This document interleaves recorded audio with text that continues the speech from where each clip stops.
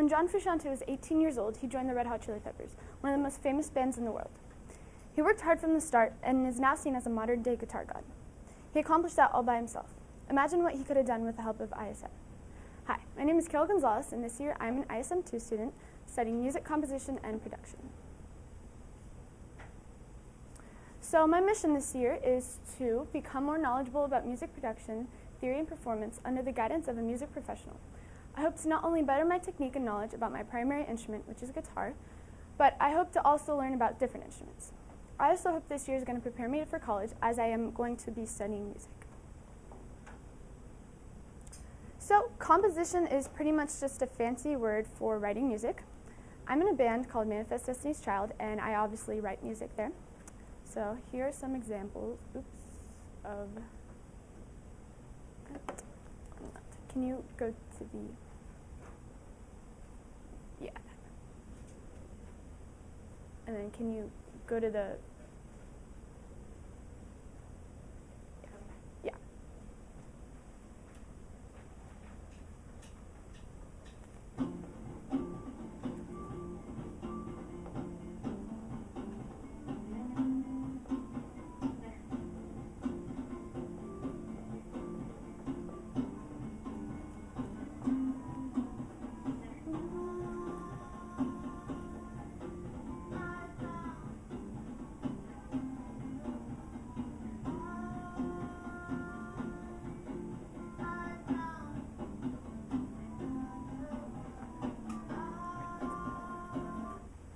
So the day before school started this year, or last year I guess, my band and I went to record all of our music, and the guy whom we recorded with showed us like step by step what he was doing and really helped us out and like taught us the basics of recording, and that really interests me in the whole recording aspect of music, so that's why I'm very interested in that.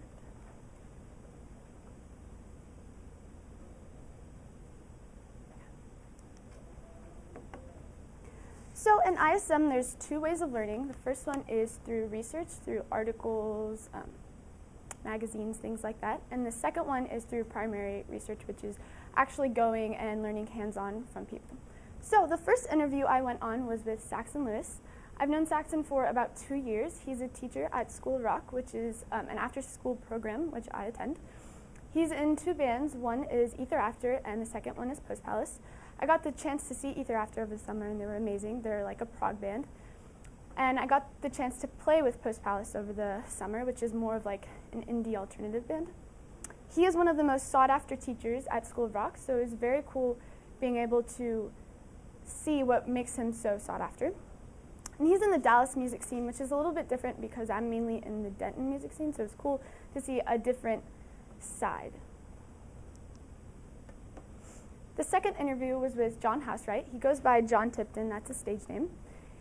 He is in a band called the Heavy Hands, which is like a classic blues band, and he does solo work. So he's the guy at restaurants playing the acoustic guitar and singing. He taught me the importance of independence and responsibility.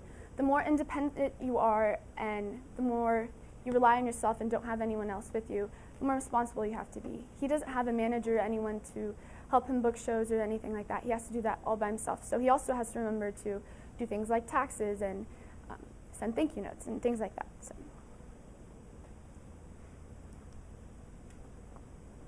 My third interview was with Bruce Faulkner. He's the owner of Cake Mix Production, which is a record studio in Dallas. He's actually the guy who wrote all the music for Dragon Ball Z.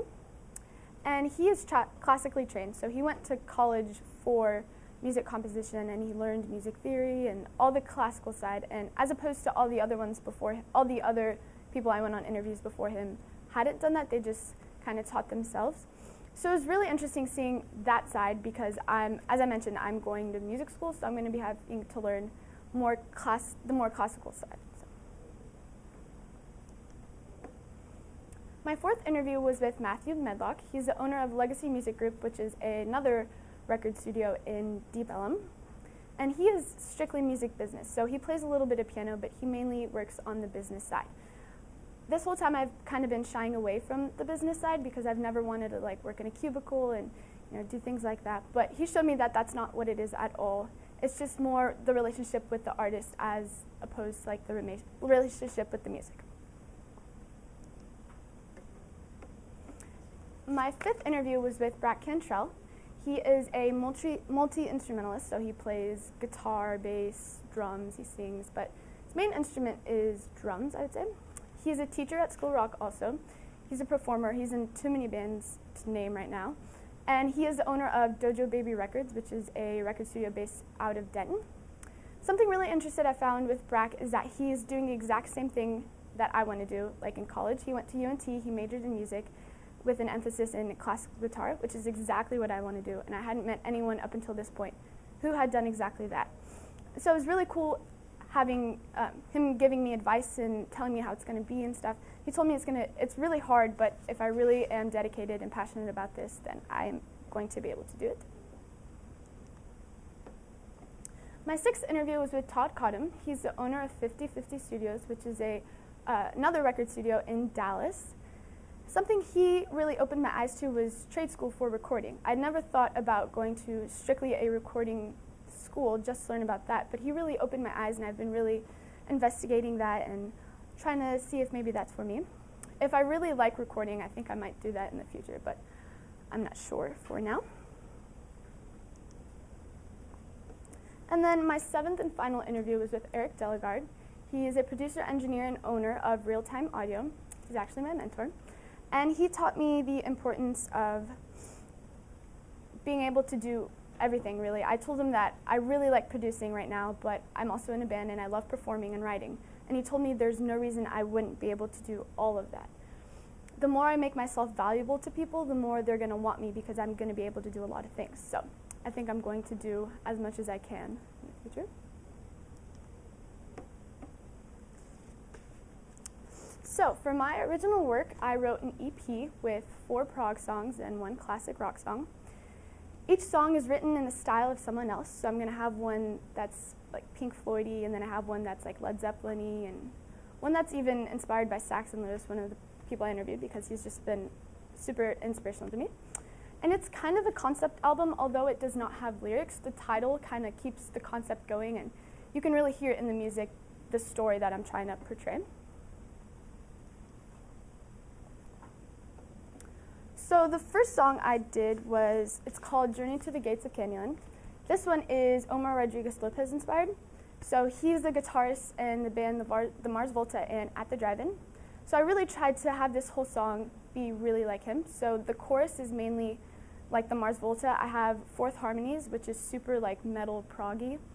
And the verse is At the Drive-In, which is a lot slower. That's something he does in a lot of his songs. He has the chorus really fast and upbeat, and then the verse is a lot slower and calmer to create movement, which really connects with the listener.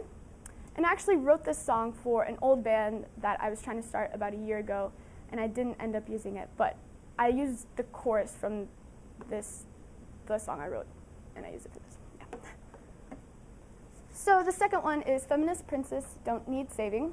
This one was actually inspired by Saxon Lewis, and this one was the hardest one for me to actually record. I wrote this song a lot slower than I actually played it on the EP because I wrote it slow so I could, try to get it fast, but it was just really, really hard to try to get it. It probably took me like 3 days to try to record it. It's really hard. But the end of this song is really where I started to try to keep the concept album going. The end of the song is very slow. I put chorus and reverb on it to keep it very like mysterious and almost dark. So that's how the concept keeps on going. And the end is actually it's a bass line from one of my band's songs, and I just thought it was in the same key and it just fit perfectly. The third song is called The Wicked Witch of the West. This one was inspired by Adrian Belew, who is the guitarist for King Crimson, which is a huge prog band. And this is probably my favorite song on here because I would consider the genre of this song to be noise prog, which is very like off but still on, and it's still prog. And my band is a noise band, so this one was my favorite to write and to play.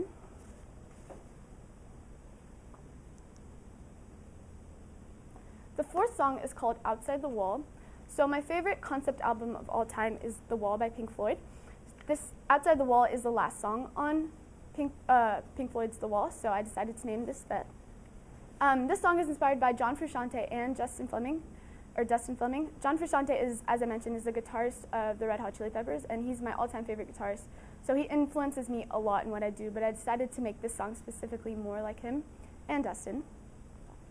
I wrote this whole song and I showed it to my band, and they didn't really like it. So we didn't use that for my band, but I really, really liked the song, so I kept it and I worked on it and I changed a couple things, and it ended up being perfect for the EP. This one is also a noise prog song. And the last one is called Final Ode, which I also wrote the chorus for another band, and then that didn't work out, but I still really liked the chorus, so I kept it. The singer of my band, Sabrina, she sings in this one because this song is inspired by Led Zeppelin, and she has a very Robert Plant-y voice. I didn't want to do a song where both vocals and guitars were inspired by the same people in a band, but I just really couldn't resist because they just went along, they went perfectly together, and yeah. Can you go to the SoundCloud, which is, can you do Wicked Witch of the West? So this is the one I said that was my favorite, and it's like noise prog. So, yeah. It's like slightly off, but it's still on, so that's what I consider noise prog.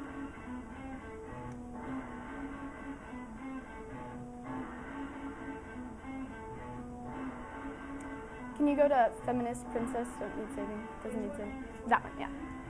Can you skip it to like the last 20 seconds?